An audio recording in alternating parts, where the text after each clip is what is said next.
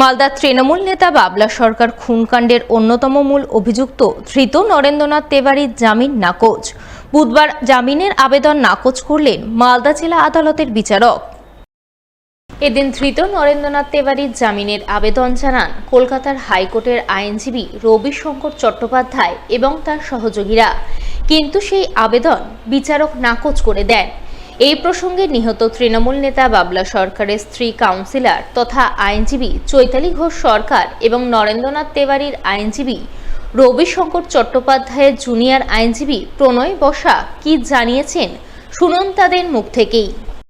Learned sessions জাজ bail application Narendranath Tewari reject করেছেন। কোন গ্রাউন্ডে করলো রিজেক্ট? কোন গ্রাউন্ড সেটা অর্ডার যখন সার্টিফাইড কপি বেরোবে অর্ডার থেকে আলটিমেটলি পাবো। জেনারেলি কেসের মেরিটে গিয়ে উনি রিজেক্ট করেছেন। তারপরে হাইকোর্টে যাবেন নাকি? সেটা অর্ডার পাওয়ার পরে, অর্ডারটা পড়ে সেটা তারপরেই বিবেচনা করতে পারি, তার আগে তো বলতে পারবো না। ওদের তো হাইকোর্ট থেকে লয়ার এসেছিল এবং ওরা মুভ করলো, বেল রিজেক্ট হয়েছে। আমরা প্রসিকিউশনের উপরে ভরসা রেখেছি এবং ওনারা করছেন, আমরা লক্ষ্য রেখেছি। পাবলিক চাইছে যে এর একটা দৃষ্টান্তমূলক শাস্তি হোক, যারা অপরাধী, যারা ষড়যন্ত্রকারী, মেন যে নন্দু তিওয়ারি এবং স্বপন শর্মা, তাদের ফাঁসি হোক, এটা পাবলিক চাইছে এবং আমিও চাইছি। দুজন যে অ্যাবসকন্ডেন্ট আছে এখন অবধি পাওয়া যায়নি, কি বলবেন ওটা? দেখুন, পুলিশ খুঁজছে, আশা করি ওদেরকে ধরলে পরে আরও পরিষ্কার হয়ে যাবে। একেবারেই সত্য কথা যে নন্দু তিওয়ারি এটা এটাই হয়েছে। খুশির ঈদে ভিন রাজ্য থেকে বাড়ি ফেরার কথা ছিল, কিন্তু তার হলো না। ভিন রাজ্যে পথ দুর্ঘটনায় মর্মান্তিক মৃত্যু হলো মালদার এক পরিযায়ী শ্রমিকের।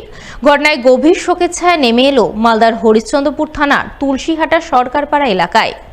জানা গেছে মৃত পরিযায়ী শ্রমিকের নাম রমজান আলী, বয়স 35 বছর। পরিবারের অবস্থা নুন আনতে পান্তা ফুরোয়, তাই পরিবারের সদস্যদের মুখে দুবেলা দুমুঠো অন্ন তুলে দিতে রমজান মাস তিনেক আগে স্ত্রীসহ 3 নাবালক সন্তানকে নিয়ে পাঞ্জাবে কাজ করতে গিয়েছিলেন। সেই কাজ করার সময় পথ দুর্ঘটনায় তার মর্মান্তিক মৃত্যু হয়। এই মৃত্যুর খবর পেয়ে পরিবারবর্গ কান্নায় ভেঙে পড়েন। শোকের ছায়া নেমে আসে তুলসীহাটা সরকারপাড়া এলাকায়।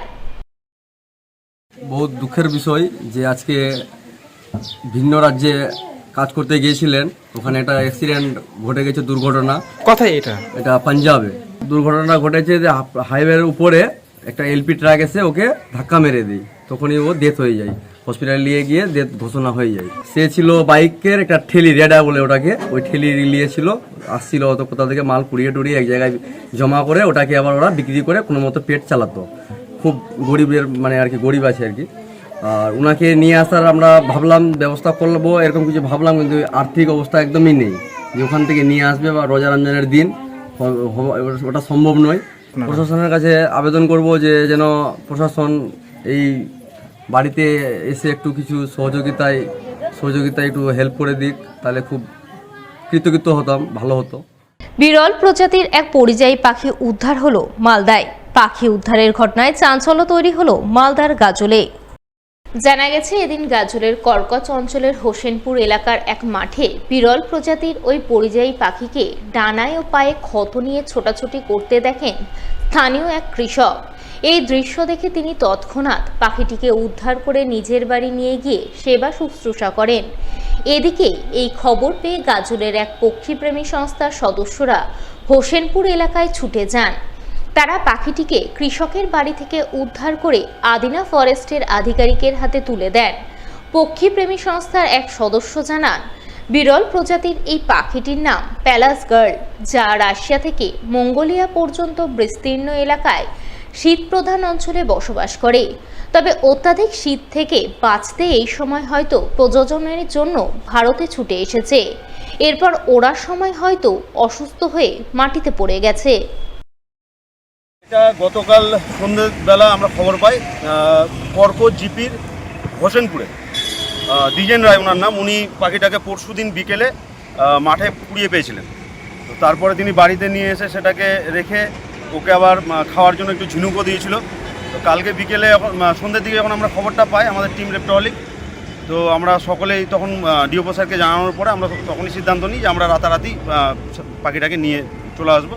এবং সেই মতো আমরা সেই রাত্রি 12টার সময় পাখিটাকে নিয়ে আসি ওনাদের কাছ থেকে, এবং এখন আমরা সেটাকে আদিনাতে রেঞ্জ অফিসের আন্ডারে হ্যান্ড ওভার করি। পাখিটার উন্ড আছে, পাখিটার ডানাতে একটুখানি ক্ষত আছে এবং একটা পায়ে একটু ইনজুরি আছে, চিকিৎসার জন্য আদিনাতে দেওয়া হবে।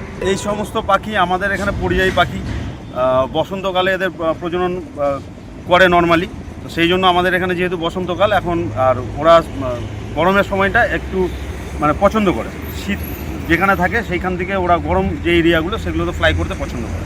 পাখিটার নাম হচ্ছে হলো প্যালাস গাল অথবা হচ্ছে হলো গ্রেট ব্ল্যাক হেডেড গাল।